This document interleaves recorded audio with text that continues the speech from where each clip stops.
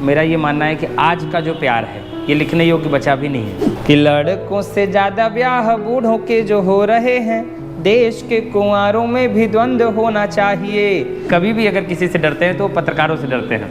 बहुत बहुत आभार। सबसे पहले तो बिंद फर्स्ट न्यूज़ को की पूरी टीम को बहुत बहुत आभार कि आपने मुझे आमंत्रित किया।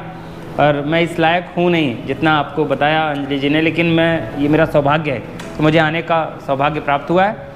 रही बात कि आज बहुत सारी कविताएं सुनेंगे, आपको बताया गया, तो कवि से हर कोई डरता है, हर कोई डरता रहता है कि क्या बोलेंगे क्या नहीं बोलेंगे, लेकिन कभी भी अगर किसी से डरते हैं तो पत्रकारों से डरते हैं।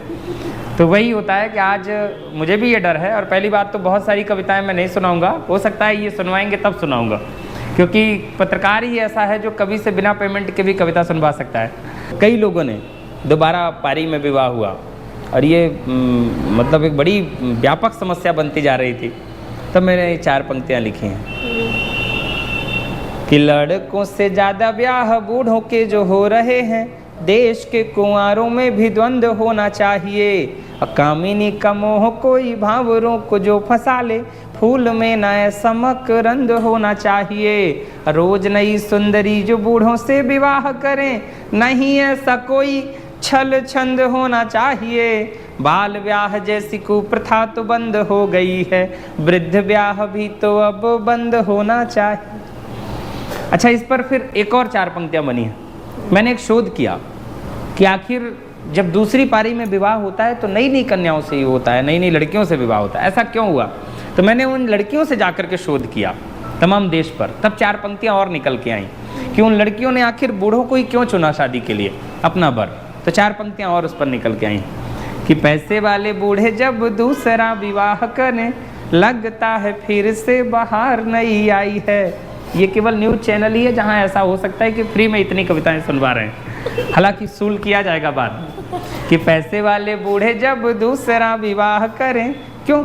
ये हंसी की बात नहीं, एक शो में खड़े होने का हम लोग इतने पैसे ले लेते हैं, लेकिन पत्रकार एक ऐसी चीज़ है कि जो आपको अच्छा सुनाना भी पड़ेगा, नहीं तो नहीं सुनाएंगे तो कल पता चला हमारे यहाँ हमारे लिए भी कुछ लाइन छप जाएगी, तो इसलिए सुनाना पड़ेगा कि पैसे वाले बूढ़े जब दूसरा विवाह करें, लगता है फिर से बाहर नहीं आई है। गोरी नई बीबी संग बूढ़ा देख लगा मानो एक्सपायरी डेट की दवाई वो पाई है। आपको भी जानकर होश उड़ जाएंगे जो, जानिए क्यों बुजुर्गों से शादी करती हैं कि आपको भी जानकर होश उड़ जाएंगे जो, सुंदरी ने बात मुझे राज की बताई है। बैंक में है इनकम, उम्र के हैं दिन कम, इसीलिए शादी मैंने बुढ़े से रचाई है।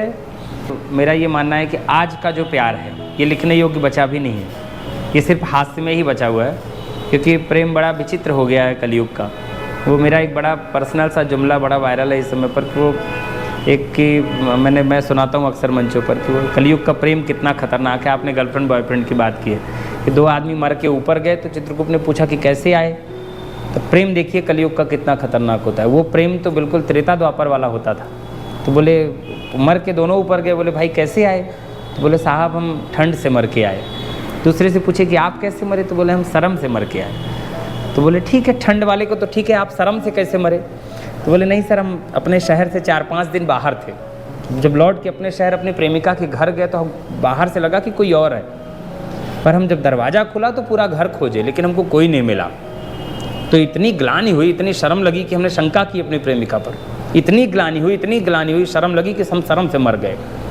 तो चित्रगुप्त का दिमाग खराब हो गया। वो ठंड वाले से भी पूछे, बोले भाई अब तुम भी बता दो कि तुम ठंड से कैसे मरे? तो ठंड वाला शर्म वाले की तरफ देख करके बोला, अब प्रेम देखिए कलयुग का। ठंड वाला शर्म वाले की तरफ देख करके बोला भाई जब आप घर खोजे थे तो पूरा घर अच्छी तरह खोजे थे? बोला हाँ अच्छी तरह खोजे थे। बोला फ्रिज का दरवाज़ा खोले थे? बोला नहीं खोले थे। बोला काश अगर आप फ्रिज का दरवाज़ा खोल लेते तो ना आप शर्म से मरते ना मैं ठंड से मरता। तो ये प्रेम है कलयुग का। तो अब उस पर कविता लिखने योग्य कुछ बचा भी नहीं।